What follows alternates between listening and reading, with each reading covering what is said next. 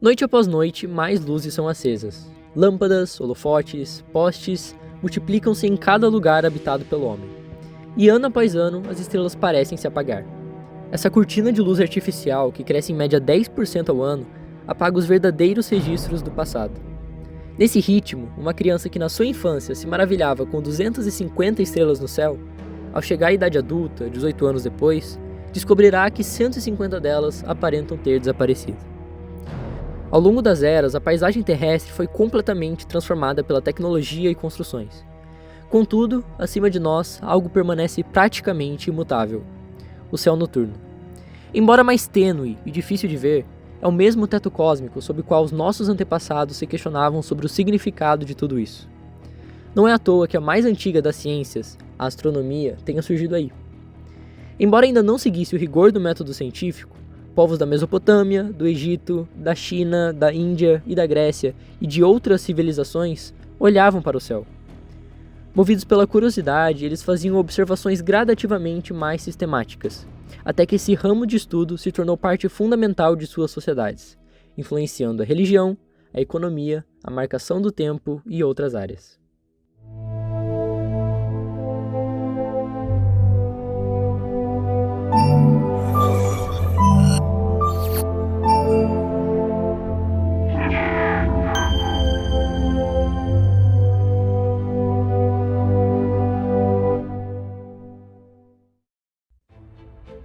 Na vasta planície entre os rios Tigre e Eufrates, onde a civilização floresceu, os povos da Mesopotâmia, especialmente os babilônios, ergueram seus olhos para o céu noturno não apenas com admiração, mas com um propósito. Para eles, o céu era um livro divino, cujos movimentos celestes continham presságios e ditavam o ritmo da vida na Terra. Mas para entender as mensagens desse livro, não bastava só olhar. Eles precisavam prever, calcular, medir. O sistema que eles criaram para fazer isso foi tão importante que deixou uma marca que você usa todo santo dia, talvez sem nunca ter se dado conta.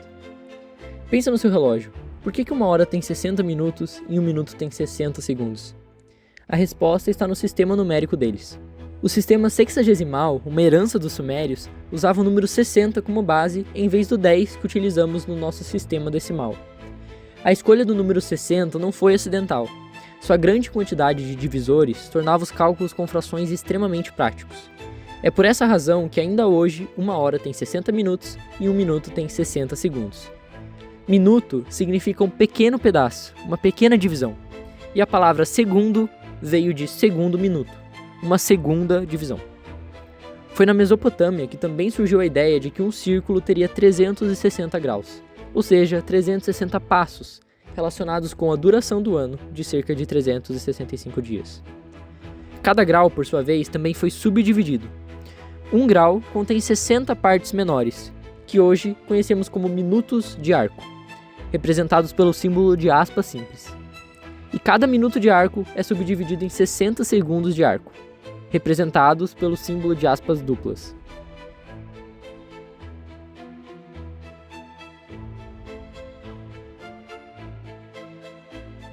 É claro que podemos também representar essas medidas no nosso sistema decimal. Para isso, podemos transformar os segundos de arco em minutos de arco, dividindo por 60.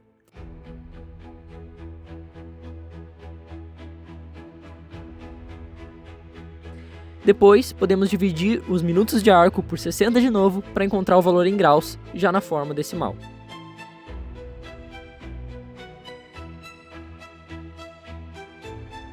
Então 30 segundos de arco divididos por 60 dá meio minuto de arco.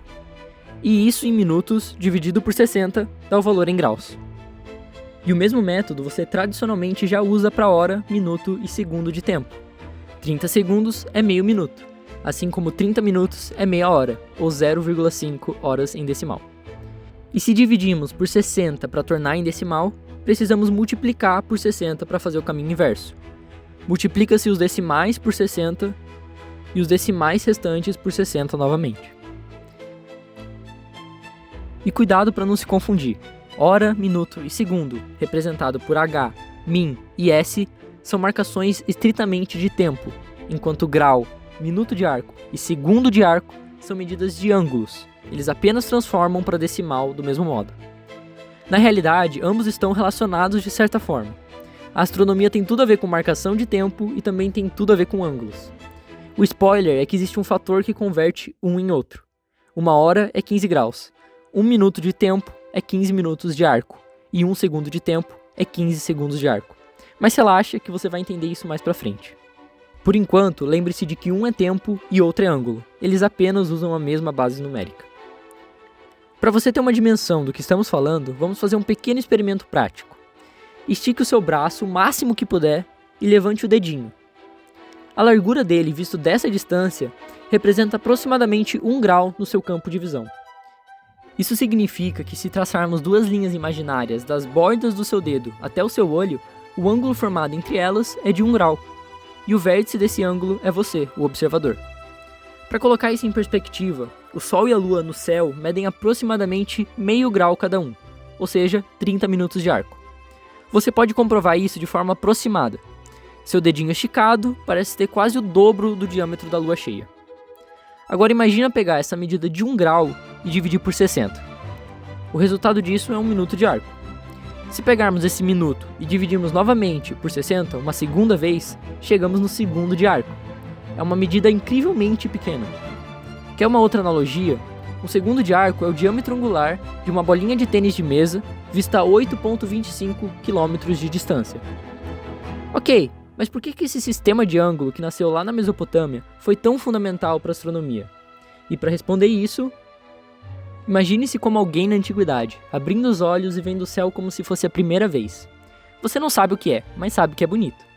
Sua atenção se volta para 3 categorias principais de coisas. A primeira é um astro alaranjado e brilhante que os gregos cultuavam como Hélios, e os romanos mais tarde chamaram de Sol. Ele sempre acompanha a porção clara do dia, e sua luz intensa ofusca a visão de quase tudo, menos da Lua, um astro que exibe vários desenhos e formas diferentes ao longo dos dias.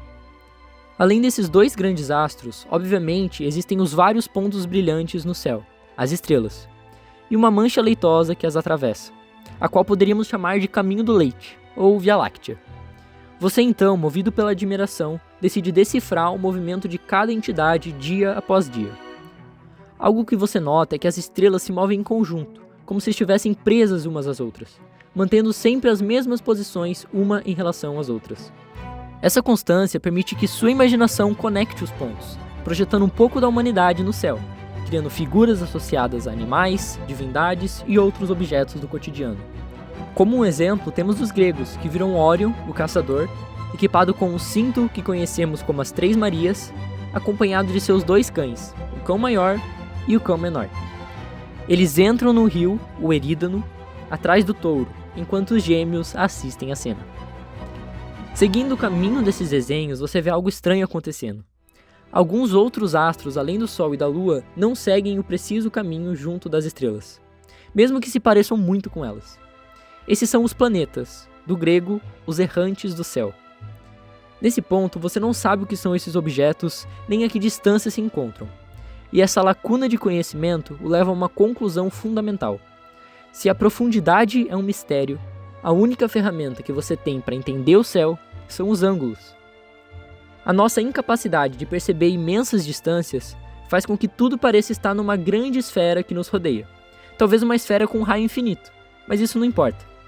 Esse é o principal elemento da astronomia de posição, a esfera celeste, onde o que importa são os ângulos, as posições relativas. Imagine jogar uma corda e laçar os astros e puxar tudo para uma mesma esfera. O ângulo entre as coisas se mantém independente das distâncias. Hoje conhecemos o que são todos esses astros e como eles se distribuem espacialmente. A Lua está aqui pertinho, o Sol um pouco mais longe, os planetas estão na vizinhança e as estrelas são como o Sol, porém muito distantes. E os seus desenhos imaginários, na verdade, só refletem o que um observador na Terra pode ver, de forma que uma estrela não tem nada a ver com outra de uma mesma constelação.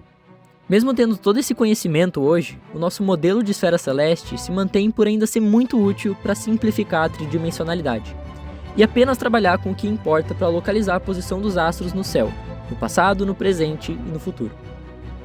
Como tudo está muito longe, não importa muito se você está na China ou em Barra do Piraí, no Rio de Janeiro. As direções e ângulos no geral se mantêm. É como se qualquer pessoa na Terra estivesse no centro dessa grande esfera celeste, apenas olhando para ela com uma orientação diferente. Por isso que é tão antiga essa ciência. Você não precisa saber de fato onde estão as coisas, apenas descrever o que acontece com elas.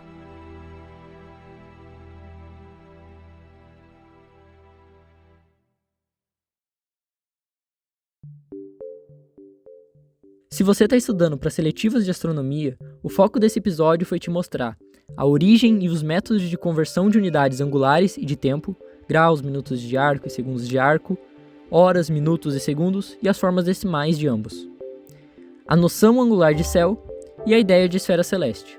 Então, se não entendeu algum desses conceitos direito, volta o vídeo e não tenha medo de pausar ou perguntar para alguém. Se você não sabe o que são as seletivas e tem interesse em participar, acesse o guia Essente Astronomia na descrição e faça o desafio desse episódio que está na apostila também. Até mais!